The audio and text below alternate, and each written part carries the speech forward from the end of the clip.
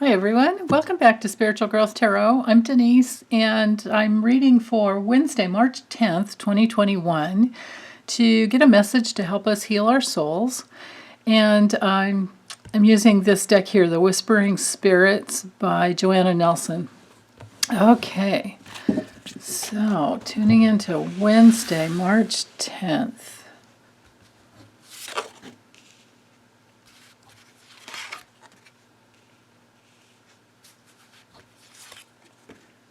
Okay. Oops, I forget these cards are large. I need to make some space here. Okay, so for our theme, we have the Nine of Coins. Awesome. Five of Swords, and the Wheel of Fortune reversed. Okay, so with the Nine of Coins, this is about being independent of other people's resources, opinions,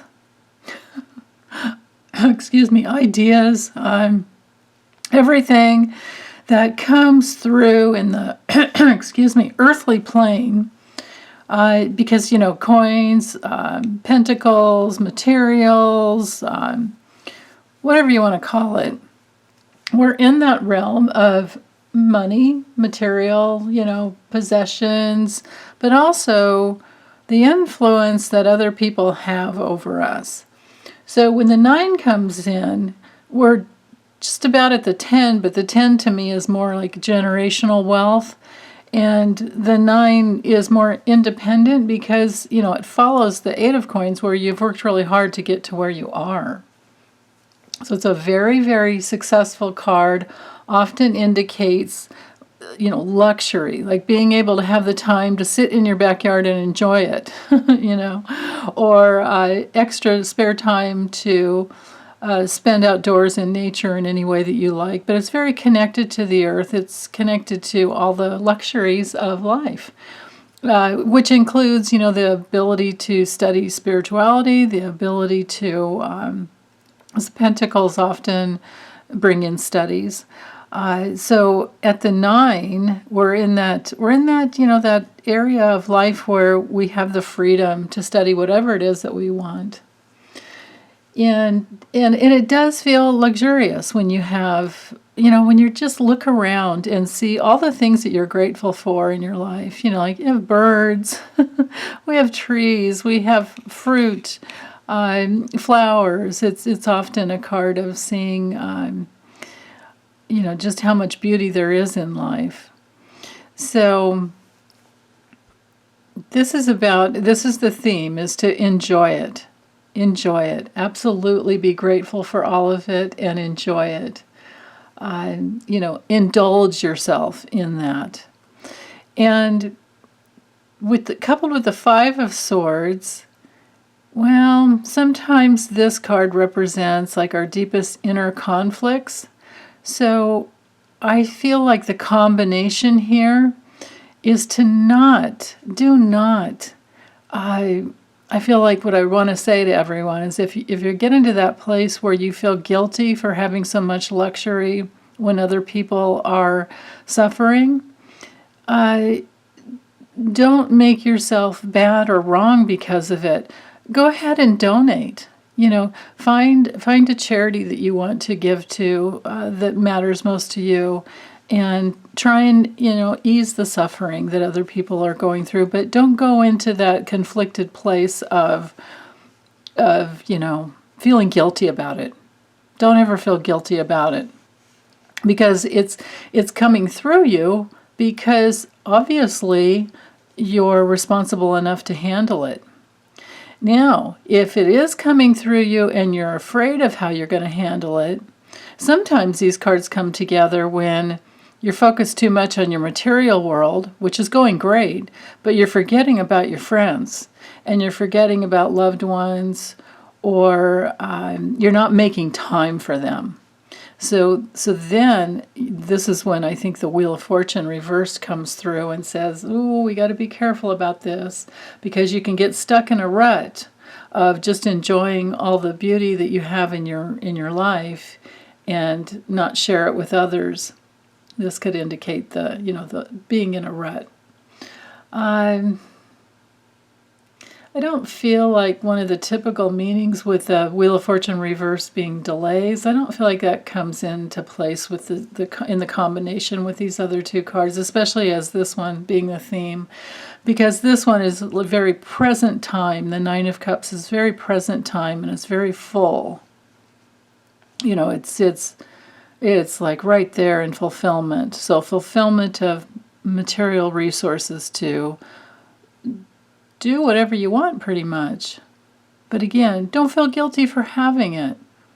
Just use it to help in whatever way you can, and to know that it will continue to come through you to give, you know, freely to those that you that you want to.